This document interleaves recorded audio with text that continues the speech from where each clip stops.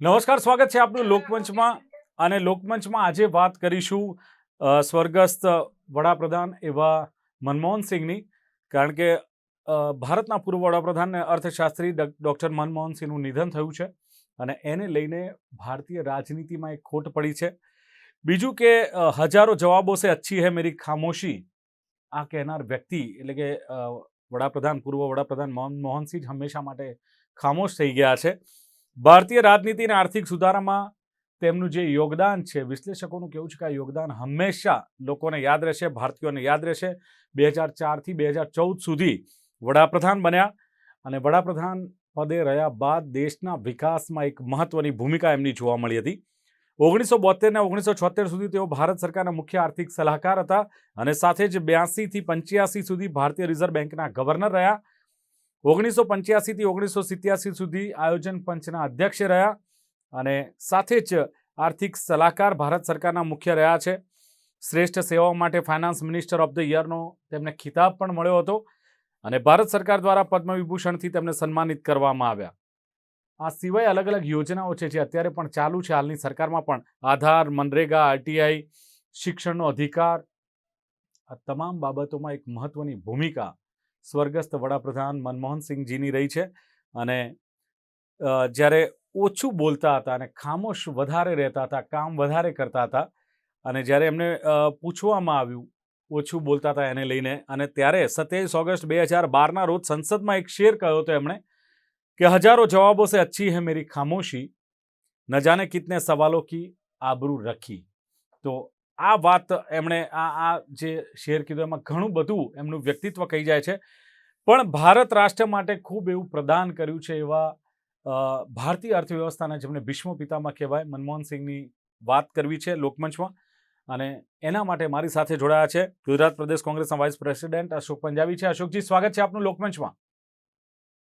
नमस्कार। અને સાથે જ પોલિટિકલ एक्सपर्ट चेतन त्रिपाठी मारी साथे છે. चेतन जी, आपका भी स्वागत है. शुक्रिया।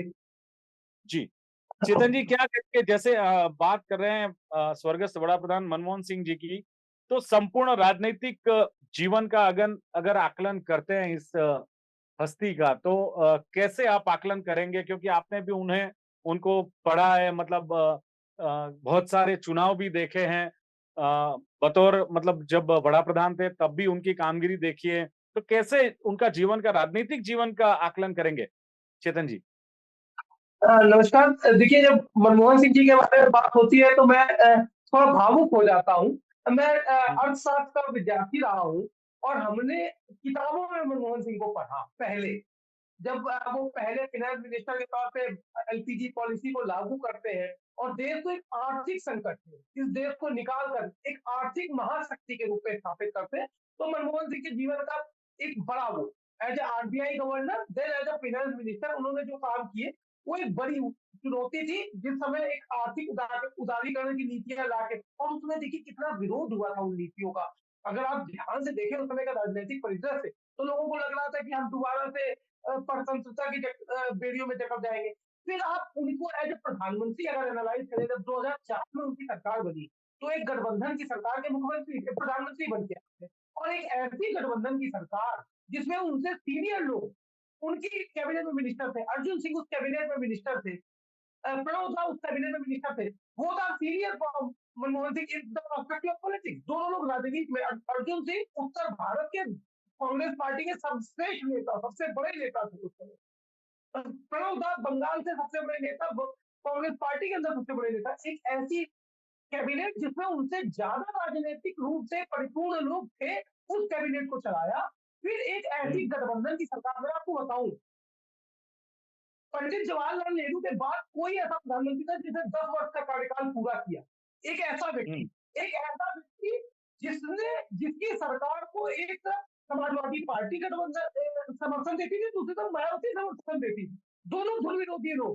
एक ऐसी सरकार जिसने आरटीआई दिया, जिसने फूड सिक्योरिटी बिल दिया, जिसने शिक्षा का अधिकार दिया। मैं उनको लोग उनकी आर्थिक नीतियों की तारीफ करते हैं, मैं उनको एज ए नेता में उनको पसंद करता हूँ। अब देखिए, एक ऐसा ही सरकार, एक जवाबदेह सरकार का प्रधानमंत्री था वो व्यक्ति। जब जब जो भी आरोप लगे, वो खुद मीडिया के सामने गए, उन सवालों पर अपनी बात रखी, अपने गठबंधन में अपने सहयोगियों को जेल भेजा उन्होंने, डी राजा को जेल भेजा उन्होंने, जब उन पर आरोप लगे। Commonwealth game. और एक मैं बहुत व्यक्तिगत घटना का आपने यहाँ जिक्र कर रहा हूँ, जब कोल घोटाले का मामला आया और उस समय तक हुँ, कोयले मंत्रालय जो था वो मनमोहन सिंह जी के सीधे उन्हीं के अंदर आता था। तो कोयला घोटाले की बात बहुत तेजी से चली। मनमोहन सिंह जी ने सीबीआई के डायरेक्टर को अपने घर बुलाया, उससे कहा कि पूरी तरीके से अच्छी जाँच कीजिए, बगैर किसी दबाव में जाँच कीजिए, अगर कोई दोषी है, तो दोषी व्यक्ति को, अगर वो मैं भी हूँ, तो उसके सजा के प्रावधानों को सुनिश्चित कीजिए। एक ऐसा व्यक्ति, देखिए, एक तरफ विश्व में उनकी जो छवि थी वो एक बड़े अर्थशास्त्री की, बराक ओबामा उनसे सलाह माँगते थे।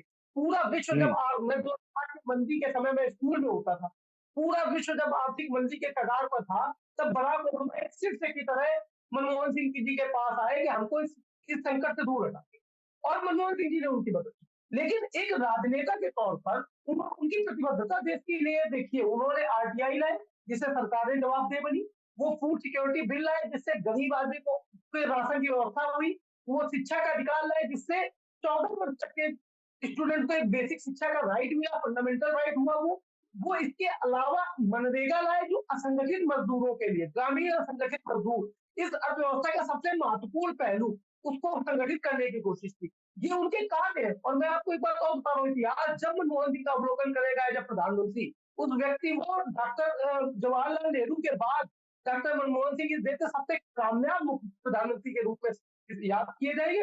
उनके समय में इस देश में ऐसे परिवर्तन हुए जो एक यहाँ एक आर्थिक महाशक्ति के रूप में भी उभरे, एक मजबूत लोकतंत्र के रूप में उभरे। हमने परमाणु करार उन्हीं के कार्यकाल में किया।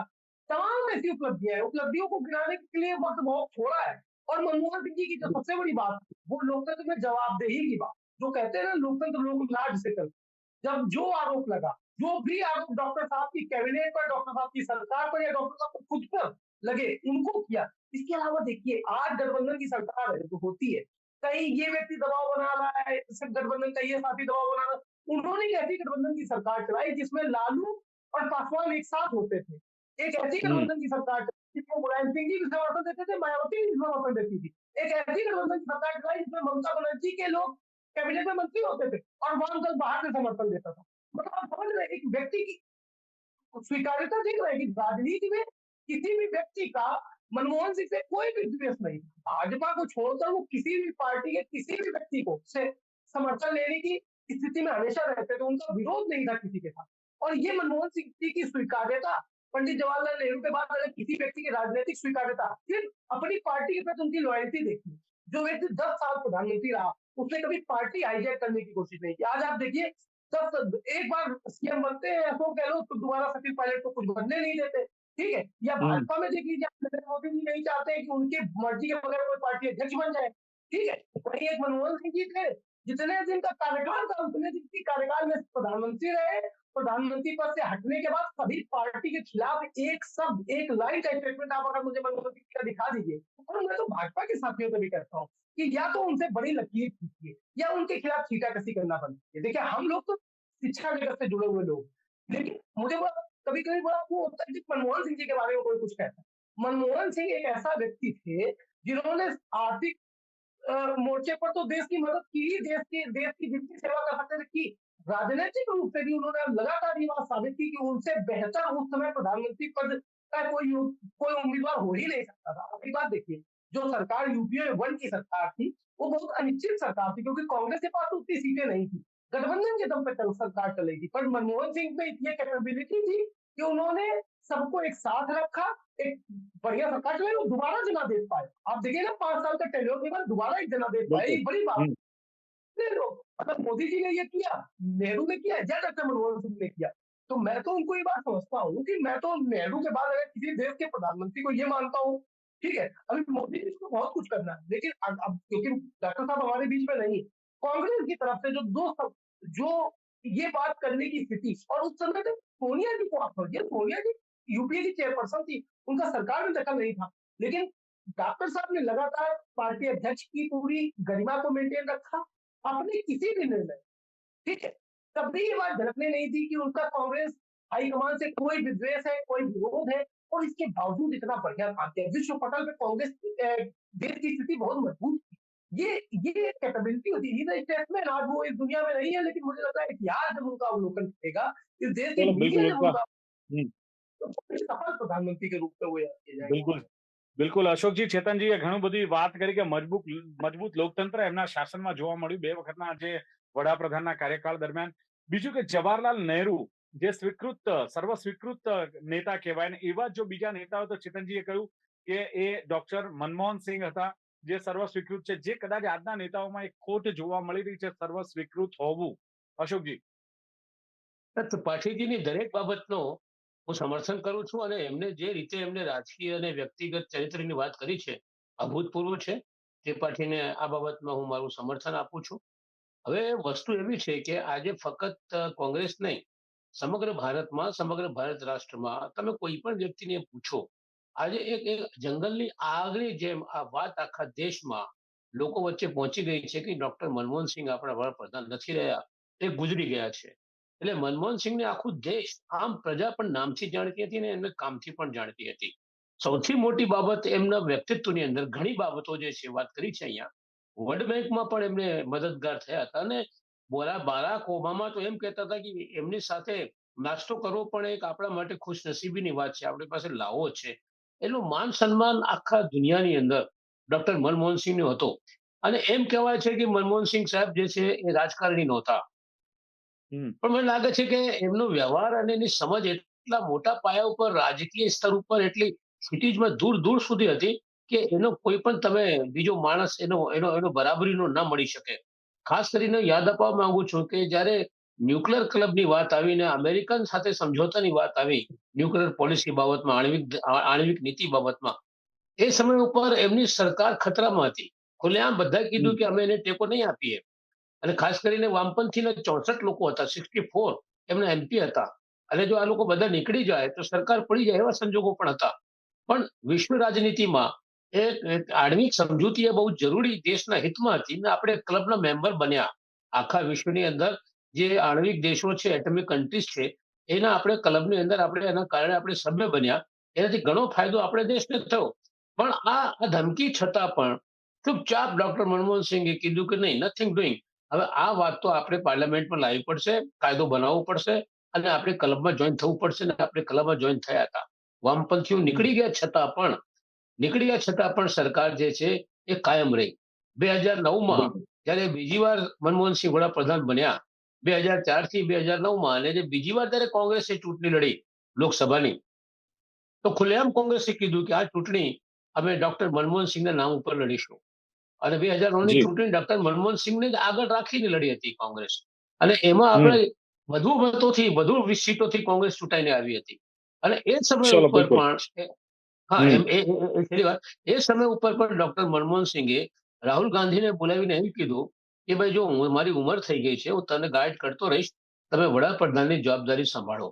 અને એ ટાઈમ ઉપર ડોક્ટર રાહુલ ગાંધીએ એમ કીધું કે તમે બુઝુર્ગ છો, વડીલ છો, દેશને તમારી જરૂર છે, મને ઘણું શીખવાનું બાકી છે. વડાપ્રધાન માટે રાહુલે એ એવું ના પાડી દીધેલી. મનમોહન સિંહે 2 વાર એમને ઓફર કરેલા વડાપ્રધાન પદ માટેના. તો આ તમે જોઈ યસ. શકો છો કે નવા લોકોને ચલો પણ એ આગળ ઉદારતા લાવવા. એમની કહી શકાય. અને આપે કહ્યું તે યસ. પ્રમાણે કે રાજકારણી નહીં પણ એક સારા અર્થશાસ્ત્રી હતા. યોગેશભાઈ, અ, એક વરિષ્ઠ પોલિટિકલ એક્સપર્ટ તરીકે આપે ઘણી બધી ચૂંટણીઓ જોઈ, ઘણી બધી સરકારો જોઈ, ને એમાં મનમોહન સિંહની સરકાર પણ 2004 થી 2014 સુધીની જોઈ. કઈ રીતે આ વ્યક્તિત્વ ને તમે આકલન કરી શકો?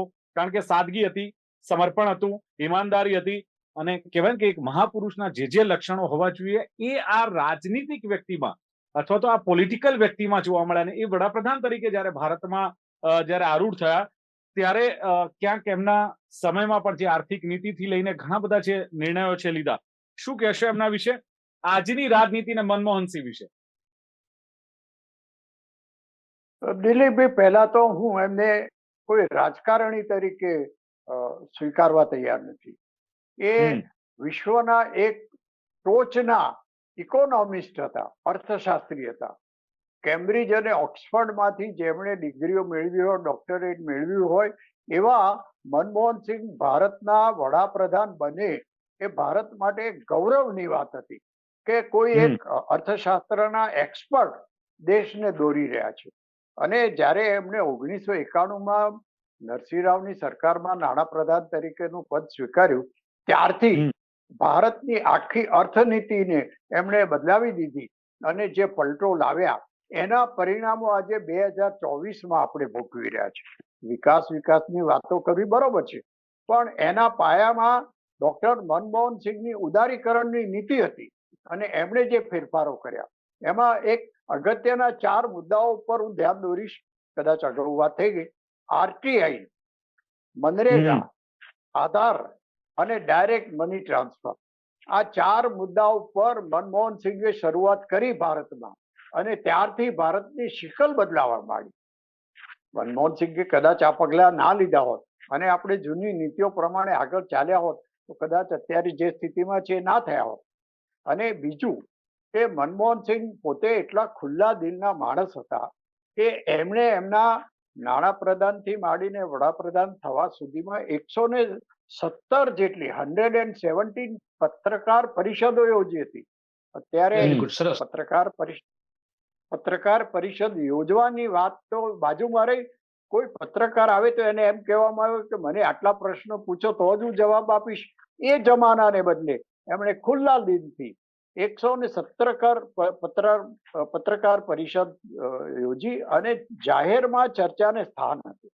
બીજું, આજે સરકારની કોઈ ટીકા કરે, વડાપ્રધાનની કોઈ ટીકા કરે એ શક્ય નથી, પણ વડાપ્રધાન તરીકે મનમોહન સિંહની ટીકાઓ થાય, અમારા જેવા રાજકીય વિશ્લેષકો કરે કે વિપક્ષો કરે તો પણ એ હસતા હસતા સ્વીકારી લેતા હતા। અને મેં એમના પાર્લામેન્ટમાં જે લેક્ચરો અથવા સ્પીચો સાંભળી છે ત્યારે પણ એ જાણે કે કોઈ બદલો લેવા અથવા કોઈને જવાબ આપવા અથવા કોઈને ઉતારી પાડવા માટે બોલતા હોય એ ભાષામાં ક્યારે બોલ્યા નથી। બિલકુલ, અને ભાષા આવા વૈભવ એમની સૌજન્યશીલ પાસે હતો। યોગેશભાઈ, હું આપની પાસે આવું, પણ ચેતન સૌ- ત્રિપાઠી મારી સાથે છે। જી યોગેશભાઈ, આપની વાત પૂરી કરો યોગેશભાઈ। એમનો સૌજન્યશીલતા અને શાલીનતા હા. એને તો હું કાયમ યાદ કરું છું કે એમના માટે વિપક્ષોએ બોલવામાં ક્યાંય બાકી નહોતું રાખ્યું, છતાંય હસતું મોઢું રાખીને દેશને દોરવણી આપતા રહ્યા અને દેશને આખું વિશ્વ જ્યારે મંદીના ભરડામાં હતું ત્યારે ભારતને એની જાજી અસર ન થઈ, એ માત્ર ને માત્ર આવા મહાન इकोनॉमिस्ट के बिल्कुल। कारण આપણે चेतन जी एक जो मतलब बात है कि जब भी पॉलिटिकल पार्टियां होती है तो आरोप प्रत्यारोप होते रहते हैं, जबकि मनमोहन सिंह जी की सरकार थी 2004 टू 2014, विपक्ष में भाजपा थी, भाजपा के साथी पक्ष थे, तब ये आरोप लगाते थे भाजपा के जो नेता थे कि कांग्रेस ने जो रिस्पेक्ट मतलब मनमोहन सिंह को जो देनी चाहिए, उनका मान सम्मान रखना चाहिए, उतनी रिस्पेक्ट कांग्रेस और खास करके गांधी परिवार इतनी रिस्पेक्ट नहीं दे रहे हैं। इस बात को आप किस तरह देखते रहे? क्या सही में ऐसा था कि गांधी परिवार ने उनका रिस्पेक्ट नहीं किया? क्या सही था कि कांग्रेस ने मनमोहन सिंह जी को नहीं पहचाना या उनका रिस्पेक्ट नहीं किया? नहीं, मैं इस बात से, देखिए, विपक्ष तो कुछ ना कुछ कहता ही है। विपक्ष है ही हमेशा, कोई भी सरकार का जो विपक्ष होता है वो सरकार पर तमाम तरीके का आरोप लगाता है। और भाजपा जब विपक्ष में होती है तो उसका अपना कोशिश ये होती है कि गांधी परिवार को ज्यादा टिकट दिया जाए। लेकिन मैं अगर ये देखूं, मैं अगर इस बात को समझूं तो वो मैं ऐसे समझता हूँ कि देखिए, अगर सोनिया जी ने उस समय जब 2004 में जब जनादेश मिला यूपीए को, तो सोनिया जी यूपीए की चेयरपर्सन थी, तो जाहिर सी बात है मनमोहन सिंह की उनकी चॉइस थे कि वो प्रधानमंत्री बनाया जाए। और सोनिया जी ने उसको किया। और मैं 2004 से 2014 तक लगातार अगर उनके उन दोनों कार्यकालों का अवलोकन करूं तो खाली एक घटना, जब एक बार कोई बिल राहुल गांधी ने पास किया था, शायद ये अपराधियों की कुछ था मामला, 2 साल से ज्यादा जिनको सजा हो गई है उनको कोई इस तरीके का बिल था, और उस बिल को एक बार राहुल गांधी ने पास दिया था। इसके अलावा कभी, मैं आपको बताऊं, जब 2009 मैं तो स्कूल में हुआ करता था, किताबों में पढ़ी है ये बातें, अब अपने से वरिष्ठ लोगों से सुनिए। 2009 में जब दूसरी बार यूपीए की सरकार बनी तो मनमोहन सिंह जी ने बोला कि आइदर मुझे प्रधानमंत्री पूरे 5 साल के लिए बनना है, बीच में के लिए अगर करना है तो फिर अभी मत बनाइए। तो राहुल गांधी खुद गए पर्सनली उनसे ये बात करके कि मेरी कोई इच्छा नहीं है, मैं ये चाहता हूं कि ये टर्म जो हम इस बार चुनाव जीत के आए, ये आपकी सरकार की नीतियों की वजह से जीत के आए, आप पूरा 5 साल तक में रहिए। दूसरी चीज, देखिए, भाजपा के लोग या विपक्ष में बैठे लोग जो लोग कह रहे हैं वो कहते हैं, जैसे मैंने पहले बताया कि भाजपा, आप एक ऐसे, मनमोहन सिंह जी एक ऐसे प्रधानमंत्री थे जिनको समाजवादी, वामपंथी, तमाम क्षेत्रीय दल, कोई ऐसा दल नहीं था जो उनके साथ नहीं था। आप देखिए, एक तरफ उनको लालू यादव बिहार में समर्थन करते थे, तो उनको रामविलास पासवान जी भी समर्थन करते थे। बंगाल में ममता जी सरकार में होती थी, तो वामपंथी बाहर से समर्थन दे देते थे।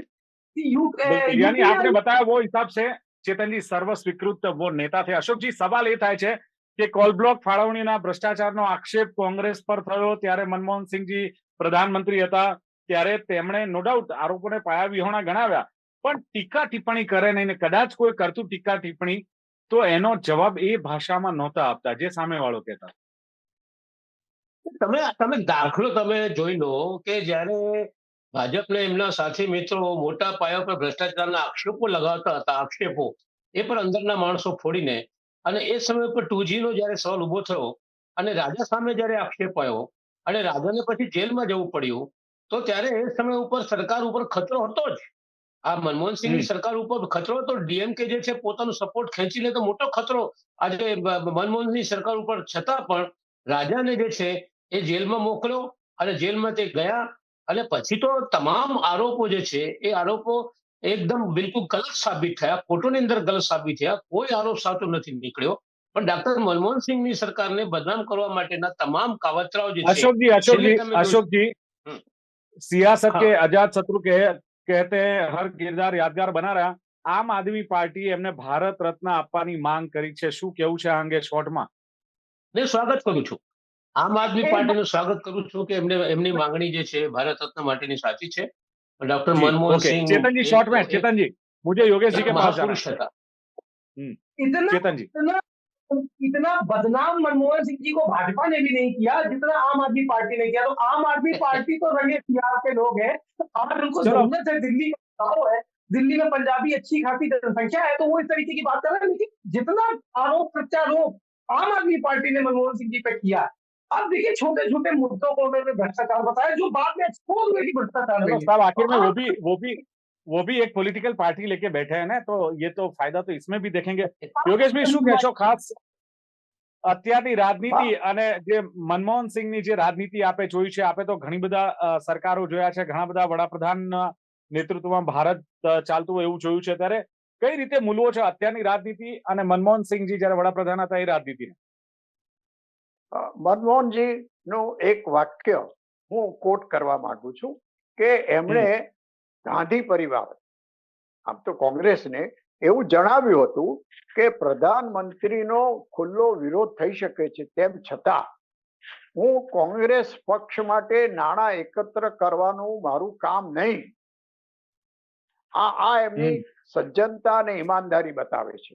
પાર્ટી માટે વડાપ્રધાન પૈસા ભેગા કરે એ એક ચાલતી આવતી નીતિ હતી, પણ એમણે સ્પષ્ટ ના પાડી કે એ કામ હું નહીં કરું. આ એમની ઈમાનદારી બતાવે છે. એટલે અત્યાર સુધીના જેટલા વડાપ્રધાનો થઈ ગયા, પંડિતજીથી માંડીને આજના મોદી સાહેબ સુધીના, એમાં આવું વાક્ય કહેવાની હિંમત અને જે પાર્ટી એમને આગળ કરે છે, જે ગાંધી પરિવાર એમને આગળ કરે છે, એને એમણે આ સંભળાવી દીધું. પણ તમે એક વાત કરી, એમાં મારે જરા દાખલો આપવો છે કે ગાંધી પરિવારે કોઈને પણ ભારત રત્ન આપવાનું હોય ત્યારે આંબેડકરજી થી માંડીને સરદાર પટેલ સુધીનાને બાજુમાં મૂક્યા હોય, તો મનમોહન સિંહને આપવામાં તો એ તૈયાર ન થાય, એ બહુ સ્વાભાવિક વાત હતી. અને ગાંધી પરિવાર અને કોંગ્રેસ પરિવારે વિપક્ષે નથી કર્યું એટલું મનમોહન સિંહને નુકસાન કર્યું હતું. એનો એક દાખલો અમદાવાદમાં જ્યારે મનમોહનજીની મુલાકાત હતી અને મને યાદ છે ટાગોર હોલમાં જાન્યુઆરી ફેબ્રુઆરીમાં આ એક સભા હતી, ત્યારે કોંગ્રેસના કોઈ નેતાઓ હાજર નહોતા રહ્યા, કોંગ્રેસના અગ્રણીઓ હાજર નહોતા રહ્યા. તો વડાપ્રધાન જ્યારે આવે છે ત્યારે પાર્ટીના લોકો ત્યાં હાજર રહે અને એમનું સન્માન કરે, એ ઈચ્છનીય હતું, પણ એવું નહોતું થયું. એટલે મનમોહનસિંહ ભલે વડાપ્રધાન હોય પણ રાજકારણી બિલકુલ આપે કહ્યું તે તરીકે પ્રમાણે યોગેશભાઈ, આપે બહુ સરસ વાત કરી કે રાજકારણી તરીકે તમે કહો છો કે હું તો સ્વીકારવા બિલકુલ તૈયાર નથી. વિશ્વના ટોપના ઇકોનોમિસ્ટ હતા જે યોગેશભાઈ ચુડગર, વરિષ્ઠ રાજકીય વિશ્લેષક છે, એમણે એમના અનુભવ પ્રમાણે કહ્યું કે આવો અર્થશાસ્ત્રી જો વડાપ્રધાન બને તો દેશ માટે ગૌરવની વાત કહી શકાય. અને એમણે કહ્યું તેમ કે 1991માં નરસિંહ રાવની સરકાર હતી, નાણામંત્રી હતા, એટલો બધો બદલાવ લાવ્યા ભારતમાં અને જે આર્થિક તંગીમાંથી ભારતને બહાર કાઢ્યું. આરટીઆઈની ચુડગર સાહેબે વાત કરી, આધાર, મનરેગા, શિક્ષણનો અધિકાર એ લાવ્યા. અને બીજું કે 117 પત્રકાર પરિષદ જે યોગેશભાઈ ચુડગર કહી રહ્યા છે કે એમણે યોજી હતી અને ટીકાઓ જો થતી હતી તો પણ એઓ હસતા હસતા સ્વીકારતા હતા. ચેતનભાઈએ પણ સરસ વાત કરી કે નહેરુ બાદ 10 વર્ષ સફળતાપૂર્વક શાસન કરનાર, નહેરુ બાદ સૌથી પહેલા વડાપ્રધાન. અને જે વાત કરી કે ગઠબંધનીઓને પણ તેઓ કદાચ જે કંઈ કહેવાનું હતું એ કહેતા હતા, ઇવન જેલમાં પણ મોકલી દેતા હતા. અને બરાક ઓબામા પણ જેમની સલાહ લેતા હતા એવા મનમોહન સિંહ હતા. ચેતન ત્રિપાઠીએ કહ્યું કે આમ વિશ્વમાં આર્થિક બાબતોમાં જો સલાહ લેવી હોય તો સલાહ લેવા માટે ભારતના વડાપ્રધાન એટલે કે ડોક્ટર મનમોહન સિંહ પાસે આવતા હતા. અને સાથે જ જવાહરલાલ નહેરુ બાદ સર્વ સ્વીકૃત નેતા કહી શકાય. અશોક પંજાબીએ કહ્યું એમ કે પોતાનું કામ, નામ અને કામથી જાણીતા હતા. બીજું કે એમણે કહ્યું કે ઓબામાએ એમ કહ્યું કે એમની સાથે બેસીને ચા કે કોફી પીવી, નાસ્તો કરવો એક લાવો છે. અને રાજકારણી નહીં પણ એક અર્થશાસ્ત્રી હતા અને ભારત રત્ન આપવાને પણ એમણે સમર્થન આપ્યું છે. ચર્ચાનું સમાપન કરીએ છીએ. અશોક પંજાબી, ચેતન ત્રિપાઠી અને યોગેશ ચુડગર ત્રણેય ઉપસ્થિત રહ્યા. ખૂબ ખૂબ આભાર. Thank you very much. નમસ્કાર.